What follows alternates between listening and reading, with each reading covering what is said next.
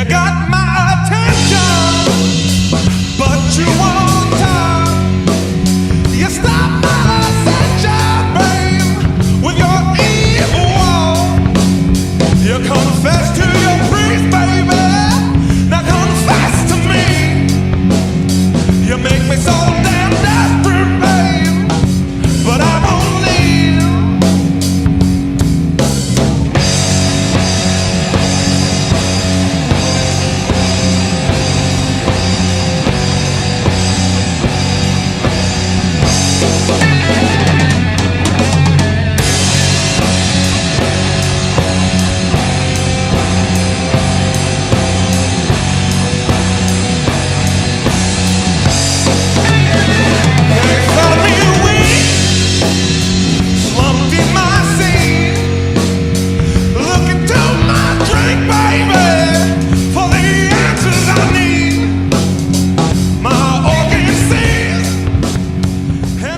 Back to Tangent. I'm Adam. I'm joined by Joel as usual. And joining us today is Ina, special guest, musician, all the things. All the things. Thanks for joining us. Thank you for having me. So we're gonna get into all the music things because I want to talk about your music. I'm very excited about talking about music. But before we get to that, I want to talk about the journey. How did you get to where you are now? Where did you first start off? Where did music first pop in your brain? How much time do we have? We have 2.5 days. I don't know. Like when I was a kid, I wasn't really given the opportunity to take vocal lessons until I was older. Because my biological father wasn't really interested in putting time into me or whatever. But I remember watching a Michael Jackson music video. Nice. And I was just like, I don't know, but whatever that is, that's what I want to do. Like all the costumes, the music, the dancing, and it just woke something inside me, and it just made me start practicing, but I didn't know why or how. It just that was like the sparkle that just got me to start in my bedroom, you know. Do you remember what the first was a music video, I assume, that you saw? Do you remember what the video was? Thriller. It was Thriller? Yeah. Fantastic. That's an inspiring one. Yeah. I had the Thriller album on a vinyl in my house. Yeah. Before I had cable, before music videos existed in my mind. Yeah. It was all Michael Jackson all the time, and we put on shows for the neighborhood. Smooth Criminal was the main one. Oh yeah. But were you Michael? Yeah, I guess it was. Actually, weirdly enough, in the style of Michael Jackson, it wasn't a music video, it was like a short film. Yeah. It was a story where going from room to room and things are happening and dancing and whatnot, but this isn't about me. That's funny. Sorry. You woke into memory inside of me. So where did you grow up? Sweden. Sweden? Helsingborg, Sweden. Little town in Sweden, south of Sweden. All right. Yeah. How long were you there before coming to the States? So I moved to London when I was 20. Yeah, I wanted to study music, and I got into LCCM, London Center of Contemporary Music. Okay. Yeah. And after a year of being, I never had a dream of coming here. Like I had a lot of friends that were like, I want to go to America, I want to go to LA, I want to go to New York. I never was hungry for that. I was just kind of like, wherever it takes me, that's where I'm going, you know. So after a year of studying in London, I remember studying for our finals, and I was kind of like, okay, I'm over it. I want to go somewhere else now. Okay. And but I still wanted to study because I love school. I love studying. I love getting better at what I love doing. Good. So I said to myself, the first school that comes up on Google, if I really, really like it, that's where I'm going. And it didn't matter if it was Germany, Australia, whatever. And it was Musicians Institute in Hollywood. And I called my stepdad, that I call dad. He's my dad. Right. I said, hey, so I think I want to transfer. I want to go. Oh, where's the school? LA. Okay, good luck. You know, because it's hard. It's hard to apply for visas and everything. You know. But that was it. And I remember after I applied, I called every day to see if I got in. Like I was like waiting, you know, with the 9-hour time change. I was like, did I get in? Did I get in? Did I get in? Like then I got in. It was just cool, yeah. But then I got here, And it was so weird because, you know, like in Europe we watch movies, in the world we watch movies about LA. Like in my mind it's Hollywood Boulevard. then there's the beach right behind Hollywood Boulevard. Okay, yes. And then there's Beverly Hills to the left. And then the sign is right there. So I told everybody, you know, I'm going to go to school. I'm going to go to the beach on my breaks. Like, get here. That's how it's told. It's a four intersection where you got beach sign, Hollywood, all the things. And I was just like, oh, okay, it's very different. And obviously, like, the magazines, they portray it as, like, very, like, clean and shiny and like, you know, and I was just like, Jesus, okay, like because even like was it Beverly Hills 90210 when the intro is like you see palm trees, but I think it was Adam Carolla was saying if you just take the camera and pan it down like 2 feet to see the sidewalk, it's totally different. It was a culture shock for real. Like it was like different. Okay. But yeah. Did you find people more aggressive? I assume people are more aggressive here than in Sweden. Yes, and I don't know. It just like felt really alien. I felt like an alien when I got here. Like I felt really like, okay, this is a big world. Like, you know, because London is still within 2 hours of a plane trip back home. You know, like, and it's, you know, 1 hour time difference. This is 9 hours, and I'm just gonna like learn a whole new life here, you know, like it was a culture shock. I understand the feeling. I don't feel it often because I stopped caring so much, but just the whole feeling that everybody's staring at me, that everybody knows I don't belong here. That's a weird feeling. But it's cool though. Like I remember, so I wasn't sure. Okay, like I got here and I wasn't sure, and I got tickets to Jay Leno. And I was like super excited. Okay, I'm gonna go see Jay Leno, and they picked me out of the audience to sing. So I sang, and that was when I decided I'm in the right place, because this would never happen anywhere else in the world. That's a sign. And after that, I just flipped the page, and I was just like, okay, this is it. By the way, there's 1,000 million musicians out there screaming. I was like, I came to LA for music, and then they've gone nowhere. You come out here for music, and on Jay Leno show, hey, come sing. That's outrageous. What are the chances of that? That's amazing. Yeah, I'm having a brain tickle now to try to find that clip. No, I've searched. There is no clip. I have a picture with him on the show. All right. Well, that's so that pretty much solidified your whole "I'm here for the right reasons" type of thing. And from there, where did you reach out to certain people? Did people reach out to you at that point, or? You mean like to have a career here? I very quickly, for 2 reasons. One, I learned this is where I want to be, and to be here, you need to stay and be legal and have your visas and stuff. Yes. And for an artist, it's an artist visa.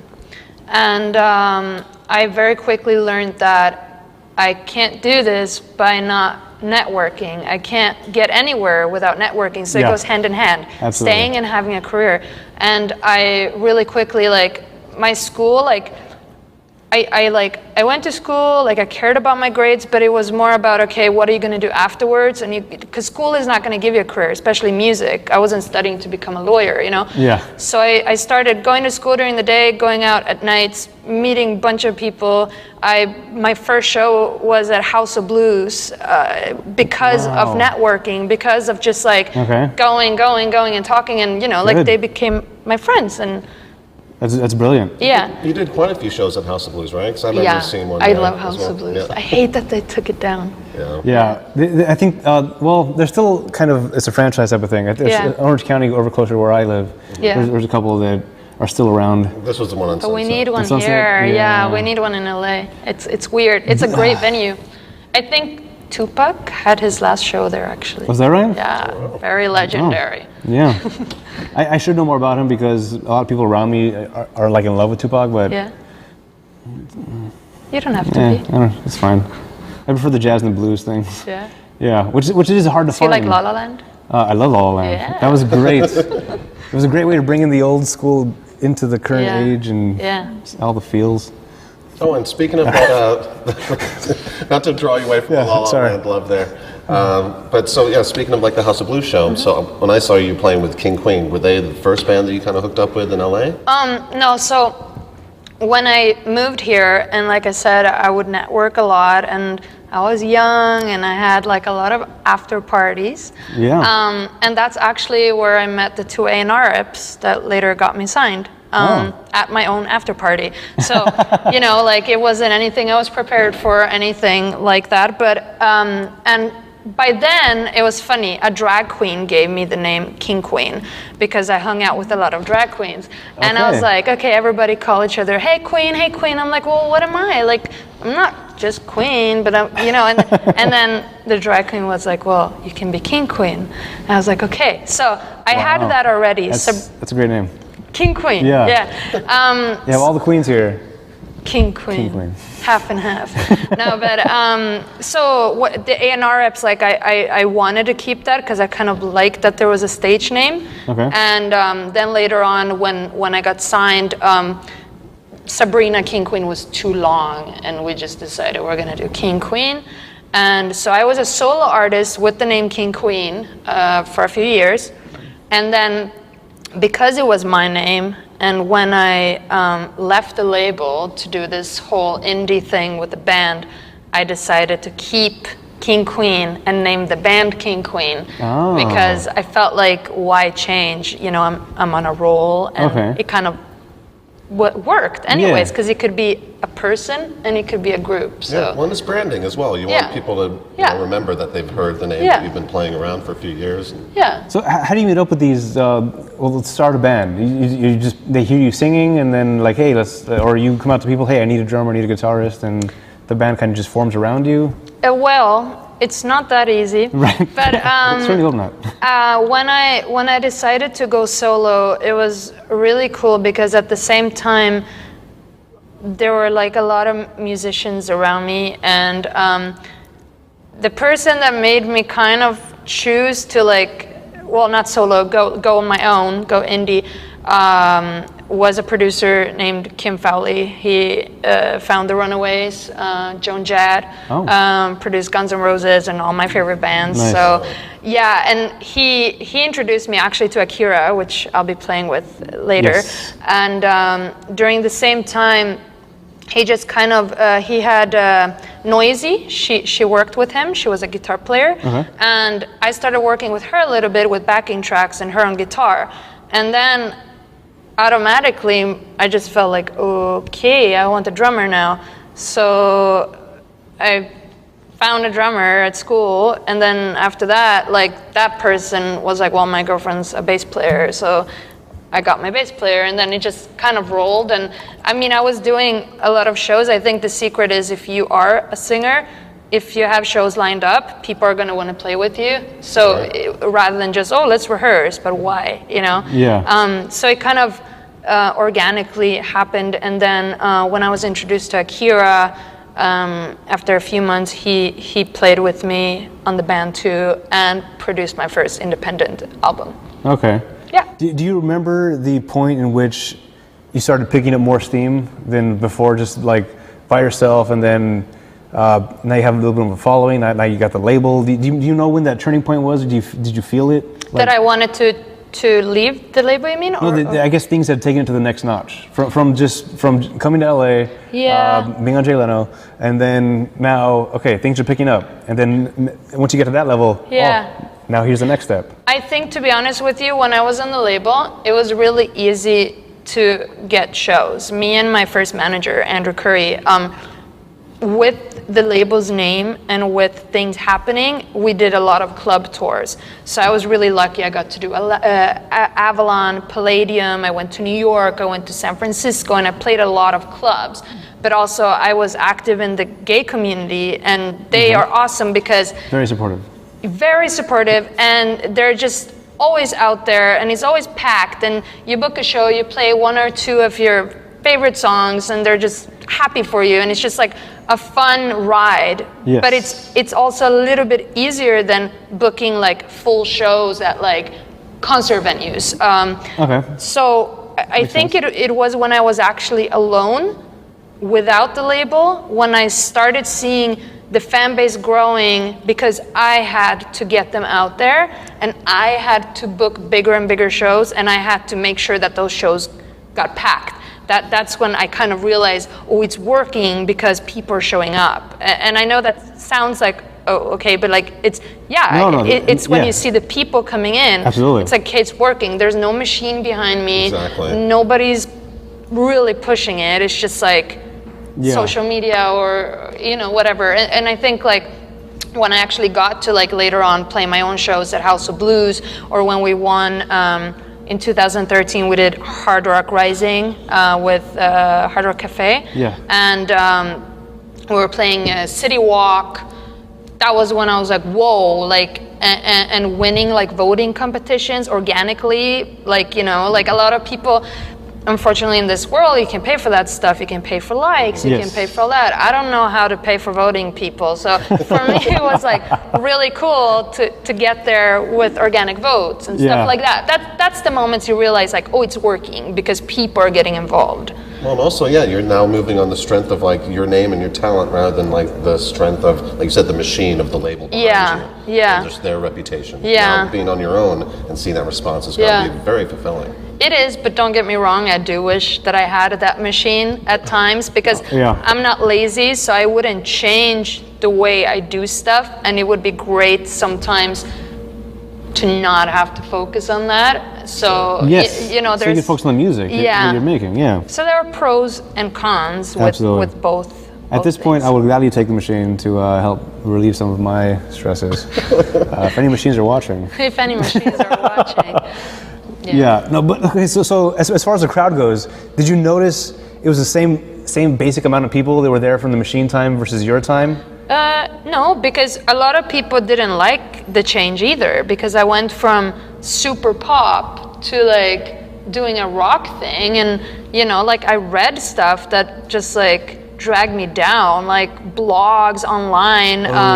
Perez Hilton posted a link. You can't click here if you don't want to get. Yeah, I know, but at the same time, like it makes you stronger. Like the first time you read it, you're like crying, you're like down, you're like, oh my god, like how can they be so mean? They're so mean, like that I'm a rat, that I'm this, that I'm that. But then after a while, you're like, okay, cool, I guess I made it now. Everybody is talking shit. I guess that's true. There's no shortage of hatred and jealousy and criticism on the internet, so it's dangerous to get into that. But I like how you said it makes you stronger. Yeah, it makes you stronger, and I think you do. And then you just think of like, come on, like you're like so little compared to like Britney Spears, where they're like chasing her, like, and you're gonna sit here and feel sorry about yourself. Like, get over it. Like, so. But even that point, you're still doing much better off than me and Joel are, as far as nobody's following us around at all. Even if people recognize you, then that's He doesn't know I'm following around yet. I'm very good at hiding. It's a secret. Oh, this is awkward. No, but the fact that you were on Perez Hilton's radar at all, that's a huge. That should be notched in the belt for sure. That was fun. That was very maybe fun. Not so much for you, but no. It is almost a status symbol, though. It is. You've gotten to this point that this little asshole is noticing me. It's okay. I think I don't know, I've always been a little bit different, and I've never been able to change that. Like even as a kid, I got so much crap for certain things. And then you just think, well, just change, be normal so people don't but I don't want to, and I don't care. Even if you get hurt sometimes, you're like, well, this is the natural me. So I don't care that much where I would change something. Actually, sometimes when I get pissed, it even makes me better. It even makes me well, screw you, I'm gonna go write a better song right now. It's it doesn't make me well, I don't feel like going out on the stage now. I don't care. How dare you make me... who do you think you are to think that I'm going to quit doing what I'm doing because you don't like it? Kind of like that. There's a line in one of your songs. It's, I know that I'm weird. I'm okay with that. Basically, I can, I will. I will, I can, I am. I will, I can, I am. Yes. Yeah. That line was just it hit. I had the same kind of feeling. Yeah. Me and all my friends, I include Joel in this, and Maestro if he's around. We're very weird people. Yeah. But are we? Yeah. Are we though? But no, but that's a badge of honor for us. I take it as no, yes, you goddamn right, we're weird, and we're okay with it. Yeah. And we get along so well. Yes. Yeah. We're not blending into the crowd. Yeah. So. But it wasn't until like much later in life, almost like 3-4 years ago, that I kind of embraced that whole weirdness side of me. You get more comfortable. Yeah. Yeah, it's funny. I was having a conversation with my dad today, and he was like saying, because there are times where I look forward to Thursdays so much because that's the only day I don't work at all, like normal work. Okay. And he's like, but life can't be just about this 7th day for you. And I'm like, well, I get what you're saying, and my whole life I've practiced on being happy doing normal stuff like brushing your teeth and cooking and doing all that stuff that you have to do. But I'm learning that that's never going to change. You're always going to feel like you're wasting time when you don't do music. Okay. And what's wrong with that? Like everybody makes it so like namaste, like you gotta like embrace this and no, what is wrong with only being happy when you're doing what you really love to do? I feel like today everybody wants you to just find this balance. What if your balance is do you think Einstein would have loved to do anything else than being Einstein? No. It's okay. That's why he wore the same clothes every single day, because he didn't enjoy the process of changing. That's my outfit now from now on. Yeah. So I can focus on being myself, Like his hair never saw a brush. Yeah. Well, we will always remember that. That's the point, though. Yeah. Yeah. But it's okay. Cheers to being weird. Oh, absolutely. Cheers. Yes. That's the best cheers. To all the weirdos Yes. in the world. Don't stop. Can't stop. See, that was weird. So I have a question then. So you decided to stick with King Queen because it was a solo name and a band name and all that.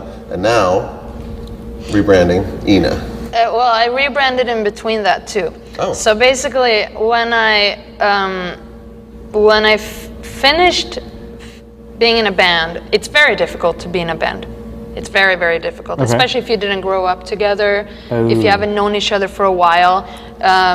It's really hard to keep people interested for a long time. Like everybody was always interested, I'm gonna join King Queen, and then within 4 or 5 months, because it wasn't going up right away, it's like all the problems started happening, and it's like having to call your bass player, hey, can you not be high tonight? Stuff like that. It's like, after a while I'm done being a mother. I don't have kids, so why should I have kids, We have that issue with Kent all the time. Yeah, Maestro is pretty much just running around. When you come in. Yeah, so high always. Well, so that made me feel like, okay, I kind of if I'm gonna change now, I have so much history with King Queen that it felt weird to now do something else with King Queen. I feel like it's been used now. It's like a T-shirt that got too many holes and you just can't wear it anymore. Also, you're evolving, right, to a new stage. Yeah. As an artist, that is inevitably going to happen. Yeah. So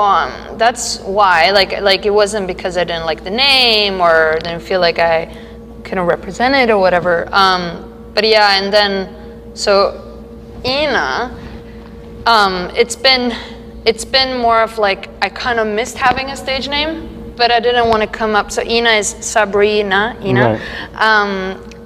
But I felt coming up with another thing lamp pop, or I don't know, glass blue, I was just I don't feel like creating a new thing that didn't exist before, without a purpose. Because King Queen was just ooh, a drag queen named me King Queen, so. And Sabrina by itself felt like this girl that wants to do a talent show. So Audrey Hepburn, I believe. Yeah, exactly that too. So, and then I also got a little bit bothered with my personal name, my name, Sabrina Petrini, because my dad, my biological father, he hasn't been in the picture since I was 12 or 11. Okay. And also the person that didn't want me to do anything in my life all of a sudden started sharing all my stuff. And I'm just like, I was like, damn, that's because we have the same last name, and now you can be all proud, right? And it's a part of your evolution where it's like, you know what, like, no, like you don't get to do that now. And like, so that's also another thing of me like moving forward. I just feel like, like I don't want any attachment to this person. Like, no, I understand that completely. Yeah. Yeah. It's a weird thing though, because at the same time, if they weren't the way that they were, would you have gotten to where you are? Yeah. So I mean, I would. Yeah. I would. Okay. No, I know, but because I don't want to give him that much credit. Yeah, no, I don't either. I don't want to give him credit to like think that because you were an asshole, I became a great artist. You know, like. Right. I think. Like, because I wanted to be an artist before, and he was always an asshole. Yeah, so it's this whole thing. It's not because of you. It's in spite of you that I became who I am. Yeah. Well, I just feel like, and I'm not alone with that. I feel like a lot of people like have that experience in life where they do something, and all of a sudden this person wants to ride that wave, and it really sucks when it's like a parent that hasn't been a parent. So if you're watching, feel free to share this. Well,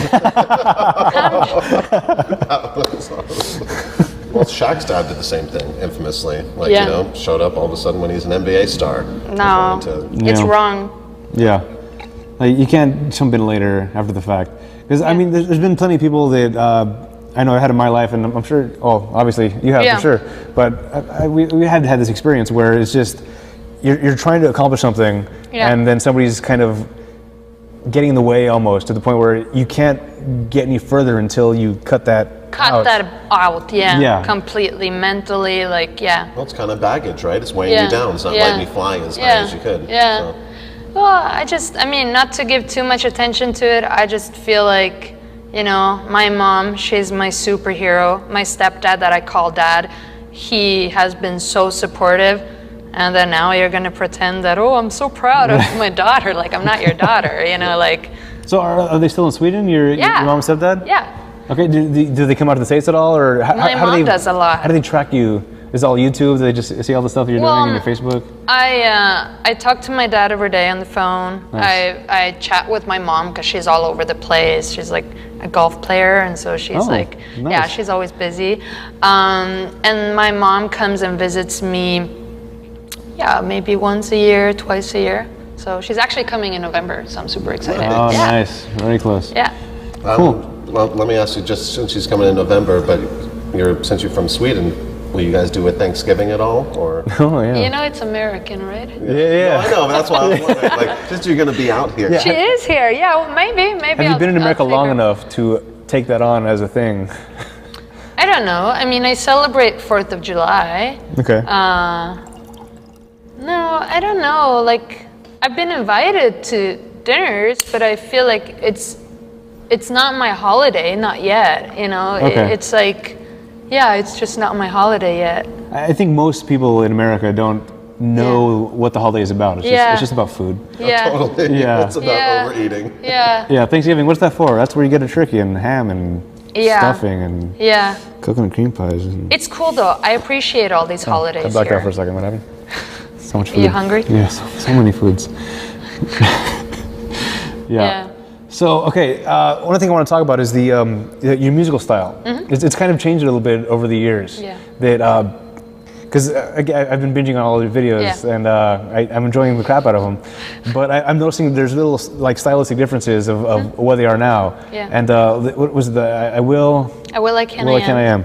That's a very motivational type of song, and some of the songs are a little poppier, and then you have there's the rock thing.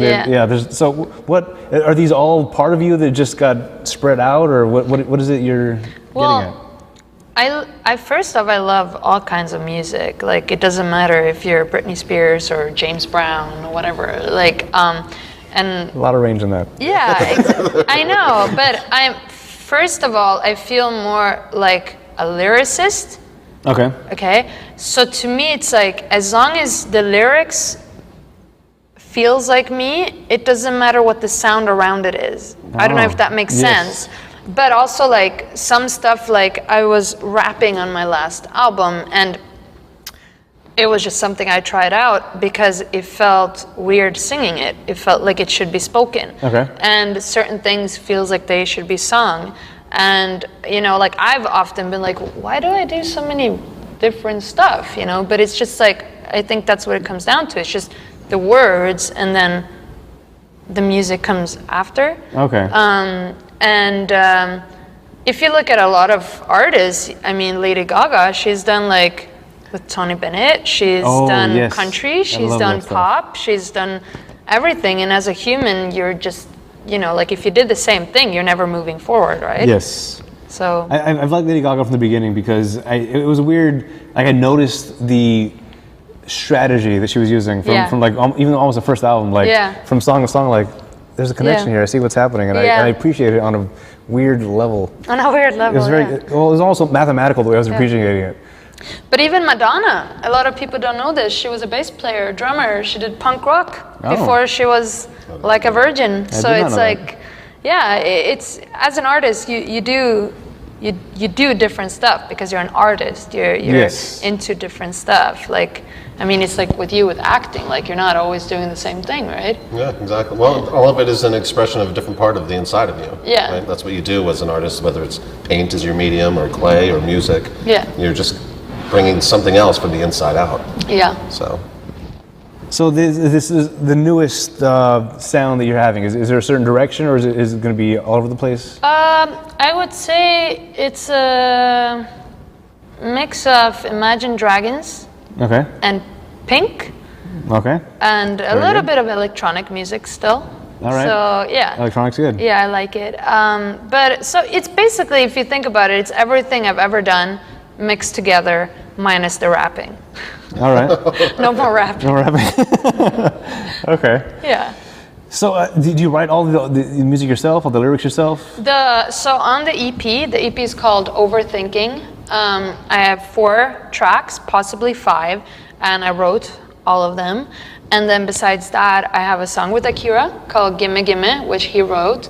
And then I have another song with The Shard, which is one of the guys I also perform with that co-produces with me. And we haven't named the song yet, but it's super awesome. And we had a really cool ghostwriter on it. So it's like, I didn't write it, but I really like it. So I want to sing it. Very cool. Yeah. Because I feel like I mentioned this before on one of the podcasts we do.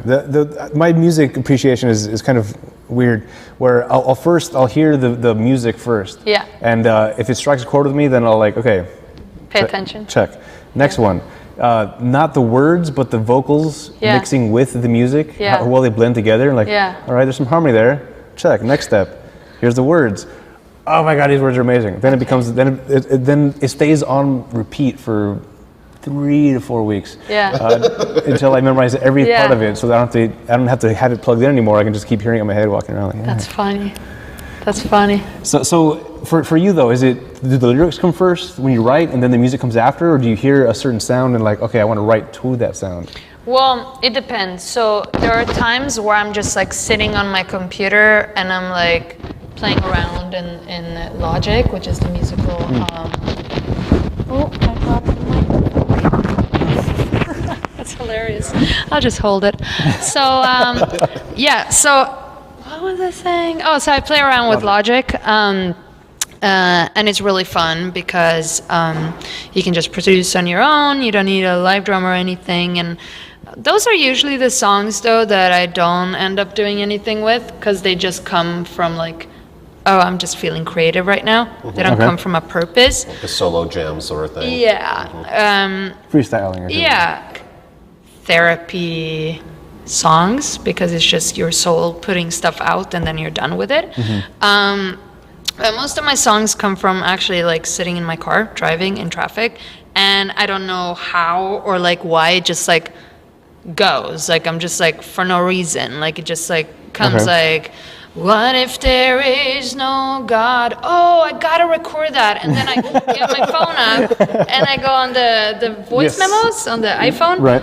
and then I record that, and then I kind of just like jam it. And what if it's up to okay, that's cheesy. And then I don't really care like about the words that much once I have the first line, because I know if the first line is good, the song is gonna be awesome. So I just keep going so that I don't get stuck, and then I change the words after I produce everything. Okay. I know So- I felt that way quite a bit driving in traffic. What if there is no Yeah. God? Yeah. It hits me all the time. That's funny. Yeah, welcome to LA. Yeah. What if there is no God?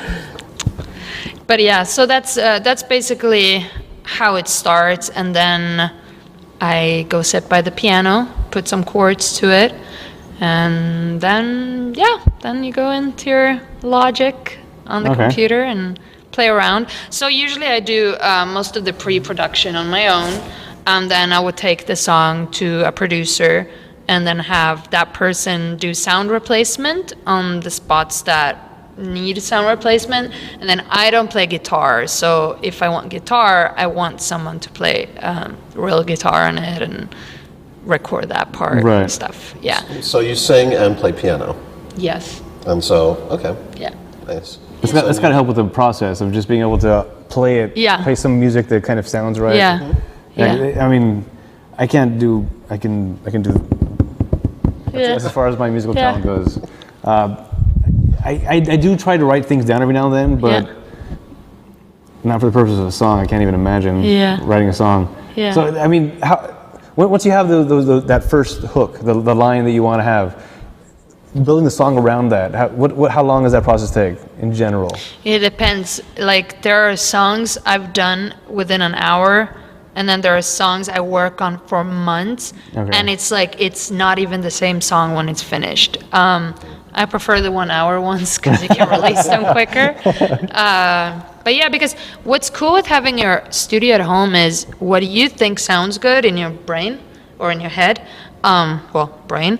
You can like record it on your own and then make sure like, oh, maybe it wasn't that good, or maybe this chord doesn't work. You know, like you save a lot of time doing that, going through that process, rather than going to a studio and pay someone and have them figure it out for you. Like, you know, yeah. Like I actually had this happen recently to one of the songs on the EP, and the verse was very like long words, like legato, and I'm like, oh, I'm not feeling this. And then like I chopped it all up, so sang it like double time. Okay. And now I'm like, okay, this is the song. Like, but you wouldn't know that Interesting. if you're not trying, if you Yeah. don't have something to try with, you know? Yeah. So, yeah. Okay. Another thing I want to talk about was the music video process. Okay. 'Cause I've seen a lot of your videos by now. Yeah. Because just trying to get prepared, and there's the videos along with the music style, a lot of range of things. Yeah. So as far as making the video, where does that come from? Is that an idea that you have, or is that an idea from one of the studios, one of the machines, or? Well, it depends. Obviously, when I was on the label, they had the video written out basically and told me Okay. what I should be doing. Oh. So you didn't have any input in that at all then? I had one request, and I wanted a throne, so they Okay. got me a throne. Okay. For the first video, and that was it. But now it's almost like when I write the song, I see the video, so I know which song gets a music video. Nice. They kind of already like have, it's like a favorite kid, you know, like, oh, you're going to college, like, you know, you get a video. That's a video I liked, was the James Dean one. Oh yeah, in the desert. Yeah. I like the way that was shot. Yeah, that was fun. Yeah. I like that too, actually. Yeah. Yeah. So okay, the shooting process of the video, what is that? Is that an all-day thing? Is that a couple of day thing? You mean like to shoot the video Yeah, to shoot the itself? video itself. It depends. Like Fade Away, which was was it my latest one? I think that was my latest one. We went to Bombay Beach and Okay. we were there like a whole day, and then the day before we were in FD Studios in downtown. I don't even remember the name. It's so long ago. That was just for a few hours. I like to shoot quick. I don't like to drag things out. I'm very impatient, and I just like know already what I'm gonna do, and it's Okay. just very well prepared for this kind of stuff. Otherwise, I don't bother. Well, yeah, if you're well prepared Yeah. like with filmmaking, once you see, Yeah. once you know that you got what you want, then you move on. Yeah. Instead of wasting Yeah. time It's trying to get it over You're not and gonna do it better. This is Yeah. this is what you got. This is your face. Live with it.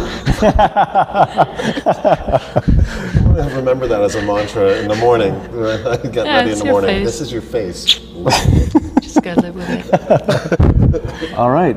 So is there a website or is there a social media that we should send people to? Yeah, you can find me on Facebook. Just search Ina. Do I look into this camera? Right over there. That one? Yeah. All right. So it's Well, Let's go. so if we go to the 2-shot, then it's that one. If we go All to right. the 3-shot, it's that one. got it. Hello. This one. The 2-shot, yeah. So you can find me on Facebook. It's Ina, INA. And on Instagram, I just changed everything, so I'm not very quick. It's ina.officialmusic, I think. Yeah. Okay. Can I check? We'll put the links down here. Yeah. They'll be at the bottom of the screen right here. Down here. And then the website is inaofficial.com. But literally, whichever you find, you're going to find the same information on. Okay. So there's no. It's all a bunch of redirects. You have redirects going. Yeah. It's HTML talk. And Overthinking is what it's called The EP, yeah. It's not out yet. It's Okay, it's and coming that's- out next year. next year? Yeah. Okay, so early next year, spring, summer. I want it to be out in January, which means it's coming out in February. All right. Yeah. Very good. Yeah. Well, thanks for hanging out. We're gonna do some music in a second, but Cool. make sure you go to our website as well, our Facebook, all the things, ratpackpodcast.com, ratpack.productions, and all the, who cares? Follow me at The Real Joel Cole on Instagram, Yeah. Twitter, and all that. And thanks for tuning in. It's been a lot of fun. Yeah. Yeah. So we're gonna take a quick break to set up, and then we're gonna do some have some musical performance live from Ina here.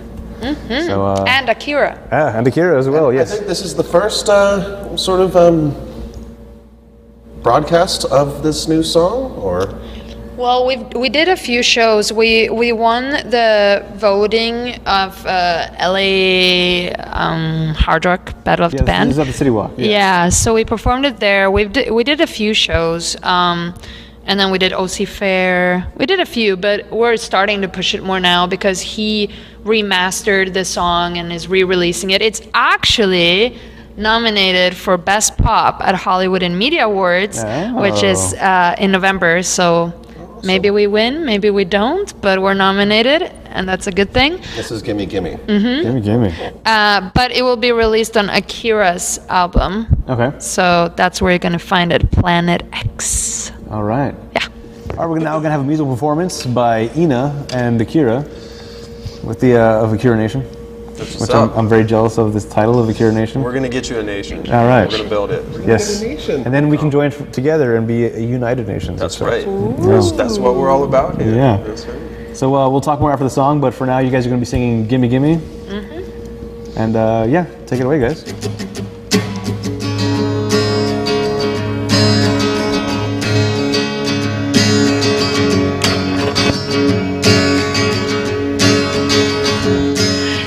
Gimme money, gimme, yeah.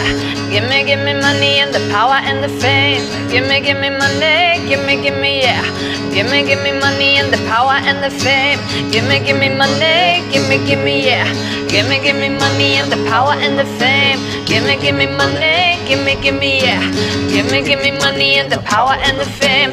Baby, we were born in the USA. Fell in love, California, LA. Had a guitar, but I smashed it.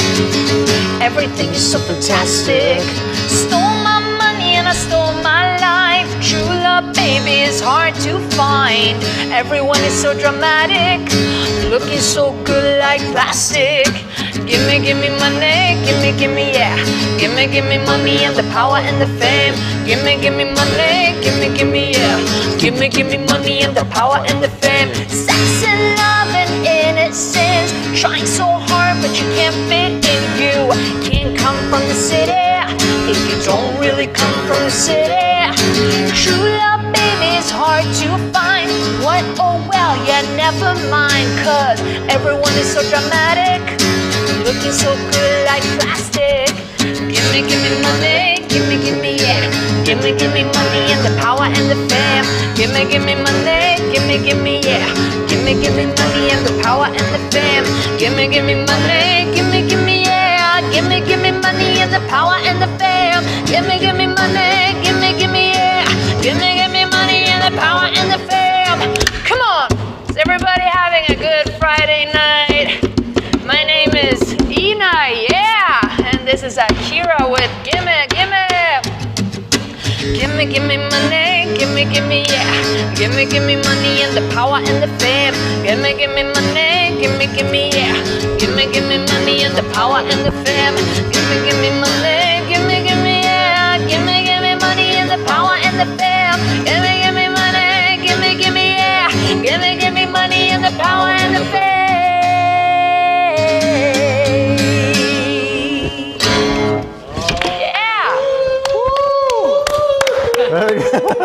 Yes.